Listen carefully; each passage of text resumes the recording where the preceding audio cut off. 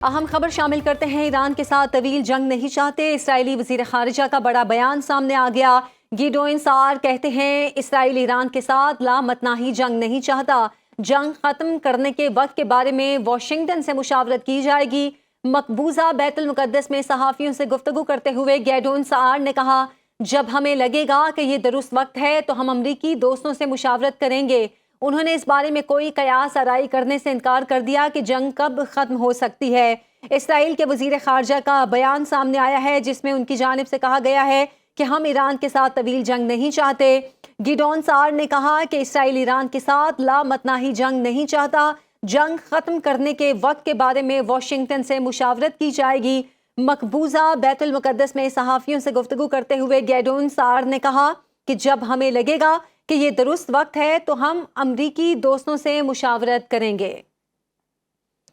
اس حوالے سے بات کریں گے، ڈاکٹر ذوالفقار ہمارے ساتھ موجود ہیں، ماہر بین الاقوامی امور ہیں۔ ڈاکٹر صاحب بہت شکریہ آپ کے وقت کا۔ اس بیان کو آپ کیسے دیکھتے ہیں؟ کیا ایران کے سے جنگ کے حوالے سے اسرائیل اب بیک فٹ پہ جانا شروع ہو گیا؟ اسرائیل کا یہ بیان جو ہے یقیناً اہم نوعیت کا ہے۔ اگرچہ جنگوں کے حوالے سے آپ کے علم میں ہے کہ جنگوں کے خاتمے کا جو تعین جو ہوتا ہے وہ اہداف کے حاصل کرنے پہ ہوتا ہے کہ کیا ہدف حاصل کر لیا، کیا مقصد حاصل کر لیا۔ لیکن اسرائیل کو اس بات کا علم ہے کہ وہ مقصد جو ان کے پیش نظر تھا وہ حاصل نہیں کر سکتے۔ ان کا خیال یہ تھا کہ ایران جو ہے وہ بہت تیزی کے ساتھ اور بہت آسانی کے ساتھ جو ہے وہ اس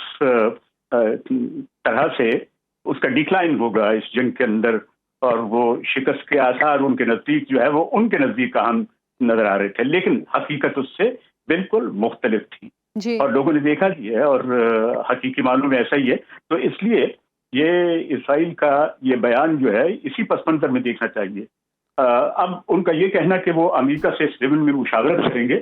تو مشاورت کی بات نہیں ہے، وہ تو امریکہ کے ساتھ مل کر لڑ رہے ہیں، بالکل اس میں مشاورت کی بات نہیں ہے۔ حقیقت یہ ہے کہ ان کی یہ واٹ پارٹنرشپ جو ہے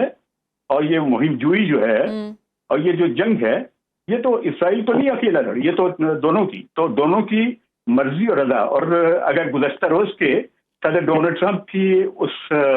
خطاب کو بھی دیکھیں، اس میں اگر شامل کر لیں، چونکہ یہ تمام تر چیزیں جو وہ دیکھنی ہوتی ہیں کہ ان کے اس خطاب سے بھی جو اندازہ ہو رہا تھا کہ اب اس طرح کے بیانات کے لیے گنجائش پیدا کی جائے گی، حالات کے لیے گنجائش پیدا کی جائے گی تاکہ لوگوں کو اس بات کا احساس ہو کہ یہ جو وضاحت جو ہے وہ اس میں ظاہر ہے کہ وہ آپ نے ڈونلڈ ٹرمپ کے گزشتہ روز کے بیان کی بات کی، تو اس بیان کے بعد جو خطاب تھا ان کا، اس کے بعد اندازے لگائے جا رہے تھے کہ شاید یہ جنگ 2 یا 3 روز میں یا شاید آنے والے ہفتے میں ختم ہو جائے، اور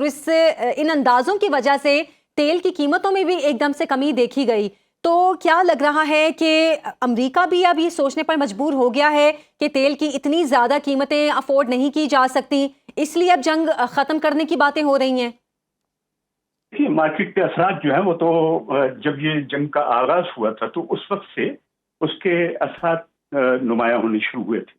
تو اب یہ تقریباً 11-12 دن ہو گئے اس جنگ کو، اور اس عرصے میں امریکی عوام نے، چونکہ وہ یہ سمجھ رہے ہیں کہ یہ اسرائیل کی جنگ ہے، امریکہ کی جنگ نہیں ہے، حالانکہ امریکہ ظاہر ہے کہ ان کے ساتھ جو ہے وہ برابر نہیں بلکہ حقیقی معنوں میں امریکہ نے اس کو اپنی جنگ اور اسرائیل نے اس کے سر پہ تھوپ لیا ہوا ہے۔ تو مارکیٹ پہ اس کے اثرات جو ہیں وہ بلا شبہ بہت واضح اثرات ہیں، اور عوام جو ہیں وہ اس وقت جو ہے وہ امریکی عوام جو ہیں انہیں کئی طرح کی یہ کہنے کی دقتوں کا، مشکلات کا سامنا ہے۔ وہ چاہتے ہیں کہ اسٹیبلٹی آئے، یہ ایران کی یہ اس خطے کی اسٹیبلٹی سے ہی اب مشروط ہے امریکہ کے اندر بھی اس مارکیٹ کی اسٹیبلٹی بھی، چونکہ معاشی معاملات کو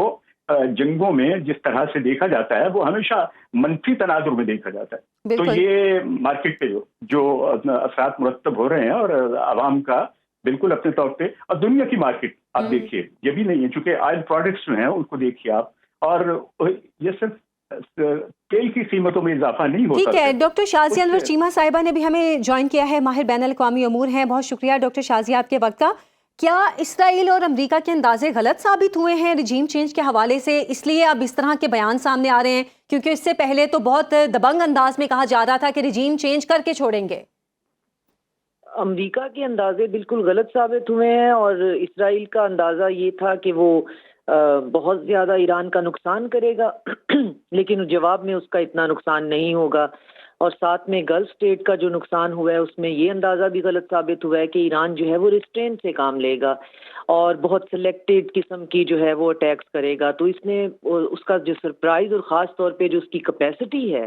اور جتنی زیادہ ہے، وہ بھی کہہ رہے ہیں کہ ہمارے پاس ہم نے تو بھی اپنا صحیح والا آرسنل باہر نکالا ہی نہیں ہے۔ اس سے پھر یہ بات سامنے آئی ہے کہ ان کے پاس 11-12 جو انٹرسیپٹر تھے، ان میں سے پہلے یہ گلف اسٹیٹ کو بالکل نہتا چھوڑ کر اپنا سیکیورٹی ارینجمنٹ ان کے ساتھ جو 70 سال سے کیا ہوا ہے وہ اسرائیل لے گئے۔ اس کے بعد گوام اور سنا ہے ساؤتھ کوریا سے بھی انہوں نے تھرڈ اور جو ہے وہ پیٹریاٹ جو اینٹی سیپٹر ہیں وہ منگوا لیے ہیں۔ تو ان کے پاس لڑنے کے لیے کچھ خاص ہے نہیں، اس وجہ سے اب یہ ایران میں وائٹ فاسفورس اور گریوٹی بامز پھینک رہے ہیں جی۔ اور کل جو ہے وہ ٹرمپ نے پوٹن سے فون پہ بات کی ہے، 1 گھنٹہ بات کی ہے، جس پہ جو پریسر ہے رشیا کی طرف سے جو ریلیز ہوا ہے ان کے فارن آفس کی ویب سائٹ پہ،